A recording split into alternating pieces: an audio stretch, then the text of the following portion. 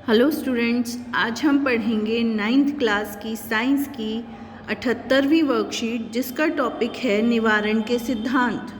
बच्चों, हम पिछले कई दिनों से वर्कशीट में रोगों के बारे में और उनसे बचने के उपायों के बारे में या उनके कारकों के बारे में पढ़ रहे हैं। आज हम पढ़ेंगे कि हम इन रोगों से ग्रस्त होने से कैसे बच सकते हैं। देखो, हमें मालूम है कि जब एक रोग हो जाता है तो वो व्यक्ति को बहुत अधिक प्रभावित करता है विभिन्न रूप से, चाहे वो शारीरिक रूप है, चाहे वो मानसिक रूप है या सामाजिक तौर पर। तो रोगी होने से बेहतर है रोग से बचना, है ना। रोग को होने के बाद ठीक करने से बेहतर है कि रोग को होने ही ना दिया जाए। और इसकी दो मुख्य विधि हैं जिन्हें अपनाकर हम अपने शरीर को स्वस्थ रख सकते हैं और सुरक्षित रख सकते हैं। इन्हें कहा जाता है निवारण के सिद्धांत। पहला है सामान्य विधियां, जो सभी रोगों से बचाव में सहायक हैं, और दूसरा है रोग विशिष्ट विधियां, जहां पर प्रतिरक्षाकरण जो कि किसी विशिष्ट रोग में ही प्रयुक्त होंगी। ठीक है, अब इसके अंदर क्या करेंगे, इसमें हम वैक्सीनेशन यानी कि प्रतिरक्षा कर टीकाकरण के बारे में पढ़ेंगे। आओ अब थोड़ा डिटेल से जानते हैं निवारण के सिद्धांत। सबसे पहला सिद्धांत है सामान्य सिद्धांत, है ना।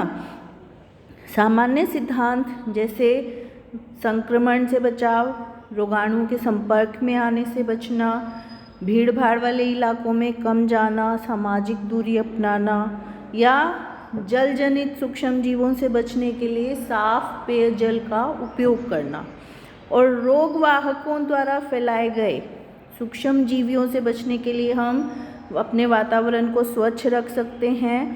मच्छरों की पैदावार के साधन ख़त्म कर दें तो वो वहाँ बचा जा सकता है, और जो रेबीज़ फैलाने वाले जंतु हैं उनसे दूरी बना के रखी जाए तो भी हम अपने आप को बचा सकते हैं। साथ ही साथ जन स्वच्छता, स्व स्वच्छता यानी कि सेल्फ हाइजीन, और जन स्वच्छता दोनों ही आवश्यक हैं। ठीक है। दूसरा है प्रतिरक्षा तंत्र को शक्तिशाली बनाना।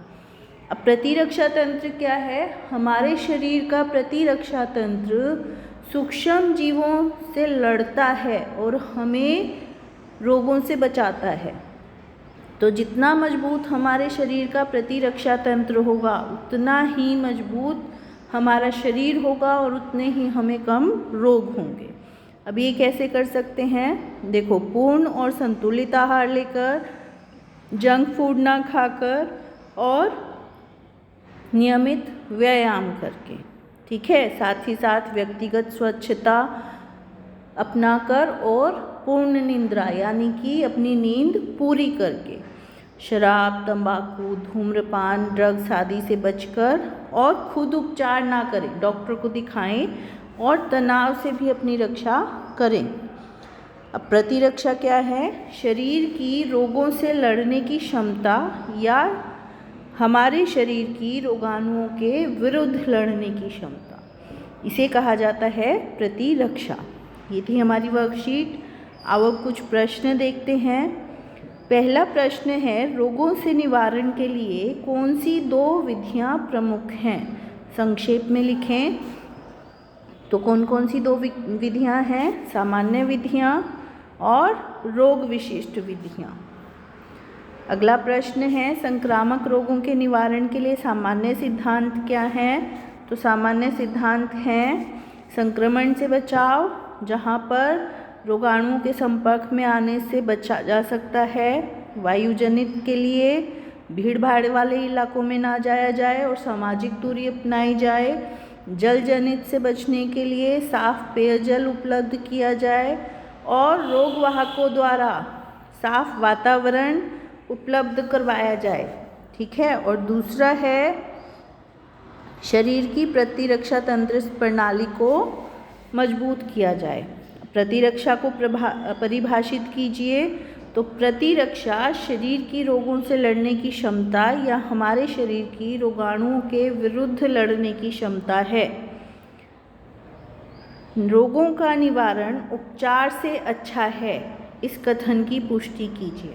देखो बच्चों, रोग से बचना क्यों अच्छा है? क्योंकि रोग होने के बाद व्यक्ति के शरीर में नुकसान होता है, शरीर कमज़ोर हो जाता है और व्यक्ति कोई भी कार्य करने के लायक नहीं रहेगा, है ना। कुछ दिन उसको रोग से लड़ना पड़ेगा, इसी तरह से उसका काम प्रभावित होगा, उसके आसपास के लोग भी प्रभावित होंगे और उसकी मानसिक और सामाजिक दशा भी प्रभावित होगी।